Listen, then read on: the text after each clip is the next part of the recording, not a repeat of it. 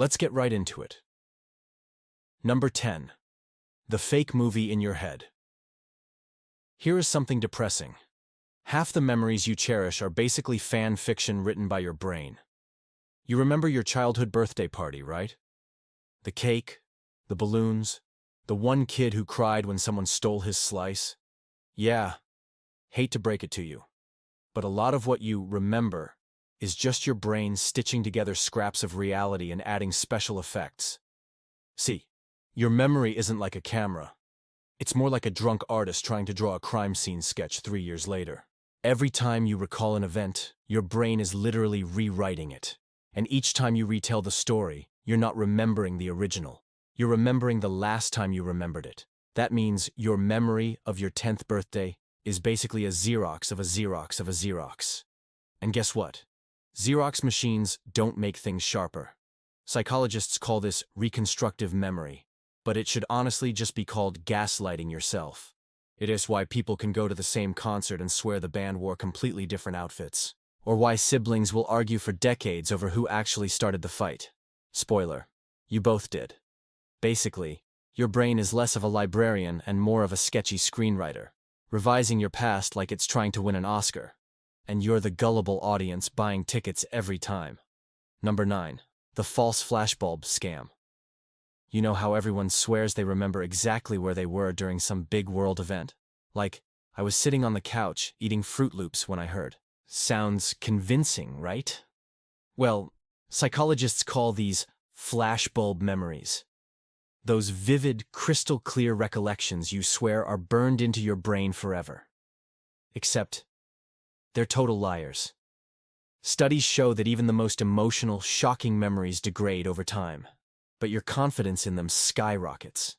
It's like your brain going, "Oh yeah, we totally nailed that one," while holding a drawing that looks like a toddler's crayon mess.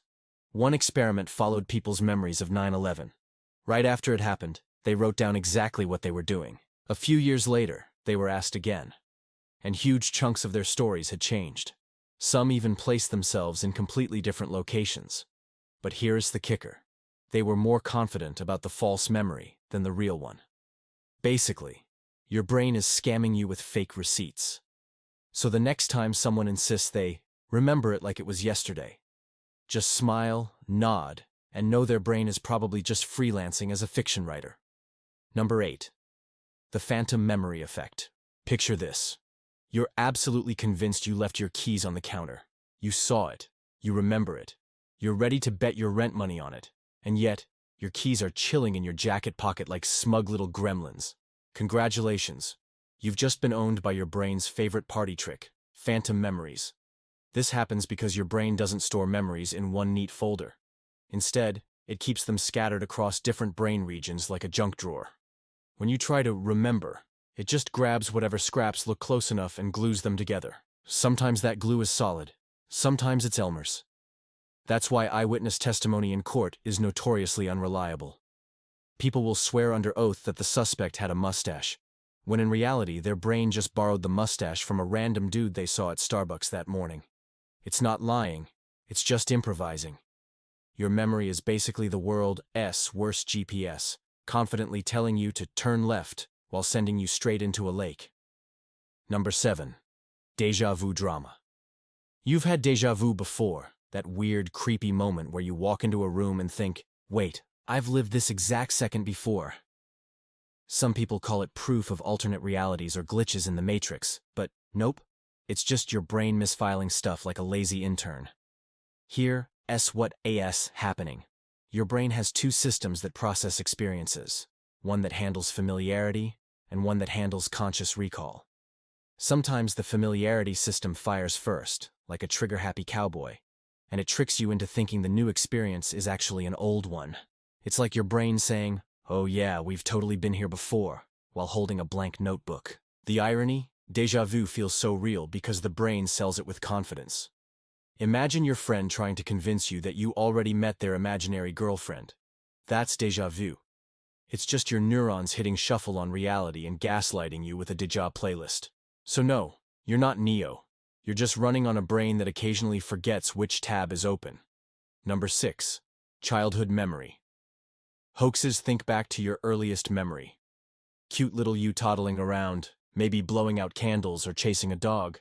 Heartwarming, right? Yeah, here's the problem. Odds are that memory isn't yours. It's stolen property.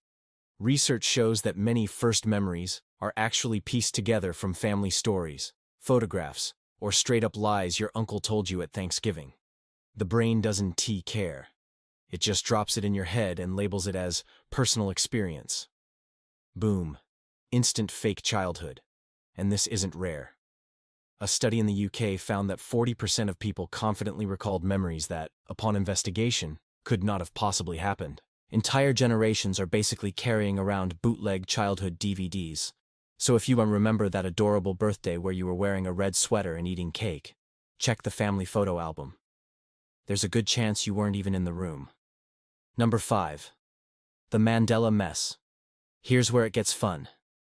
You've probably heard of the Mandela Effect, right? The internet's favorite conspiracy where thousands of people swear they remember something that never existed. Like the Berenstain Bears being spelled Berenstein, or Darth Vader saying, "Luke, I am your father," which he didn't. The creepy part is how confident people are about being wrong. It's like mass déjà vu with a fan club. Psychologists say it's just collective false memory. Groups of people misremembering in the same way because of cultural cues, repeated errors, or just lazy brains filling in gaps. But if you ask the conspiracy crowd, it's proof of parallel universes bleeding into ours. Honestly, it is more fun to believe the multiverse is glitching than to admit humans are bad at spelling cartoon bears. Either way, your memory is less of a hard drive and more of a sketchy Wikipedia page, editable by anyone, including your own brain. Number 4. The confidence scam. Here's a cruel trick. Your memory and your confidence in your memory have nothing to do with each other. Like, at all. In fact, some of your strongest, most vivid, I'd bet my life on it memories are statistically the most wrong. Psychologists call this false confidence, but it is basically your brain acting like that one friend who swears they know the way without using GPS. They don't. You'll end up in a cornfield. One famous study showed people videos of a crime, then fed them misleading details later. When asked to recall it, many confidently repeated the fake details as if they saw them firsthand. And when told they were wrong, they got defensive. Because the brain doesn't like admitting it's just making stuff up. It's like a bad magician insisting, "No, the rabbit really did disappear," even though you clearly saw it fall out of the hat. Your brain values confidence over accuracy, which is why you all fight to the death over something you never actually experienced. Number 3. The memory infection. Your brain isn't a fortress, it's more like an open Google Doc. Anyone can sneak in and start editing. That's how memory implantation works. All it takes is a suggestion, a leading question, or a fake photo, and suddenly you're remembering something that never happened. For example, in one study, researchers convinced people they had been lost in a shopping mall as a child. Totally fake. But with just a little prompting, a shocking number of participants started adding their own details. "Yeah, I remember crying near the fountain and a nice old man helped me." Nope. None of that happened. Their brain just grabbed the idea and ran with it like a kid stealing candy. This is why police interrogations can go wrong. Ask the wrong question, like, "Did the suspect have a blue hat?" And boom, the witness brain happily inserts a blue hat into the crime scene. It's not lying, it's just disturbingly cooperative. Basically, your memory is less of a diary and more of a group project where everyone gets to add nonsense, and you still get graded for it. Number 2. The editing room. The editing. Every time you go to sleep, your brain sneaks into the editing room and starts chopping up your memories. Some scenes get replayed, others get deleted, and some are just thrown into a blender for good measure. That's why dreams feel so bizarre. Your brain is literally mixing memory clips together like it's trying to make a bad student film. This memory consolidation is supposed to help you keep the important stuff and dump the junk. But sometimes, the editor screws up, meaning you might wake up remembering some random TikTok you scrolled past instead of your mom's birthday. Oops. And here's the kicker. You don't notice what's missing. Ever forget the name of someone you knew for years? That SE not aging? That SE your brain quietly dragging a file into the trash bin? Thanks a lot, neural janitor. So if your life feels like it's being badly edited, that's because it is. Number 1. The identity illusion. Here is the most disturbing lie your memory tells you. That you're a consistent person at all. You think you're this solid, continuous you, built out of all your past experiences. But really?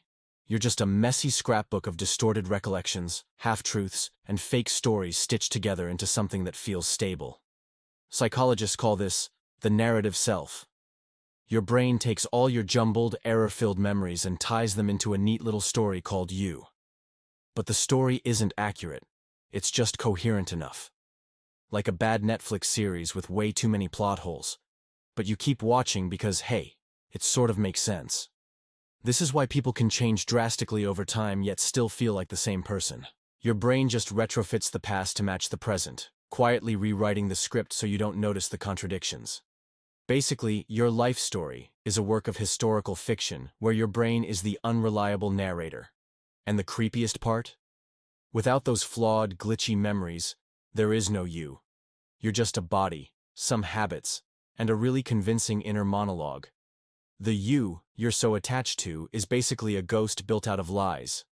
So next time you confidently say, "I remember who I am," remember this. You're probably wrong. That's all for today. I'll be making similar videos in the future. Subscribe to see them.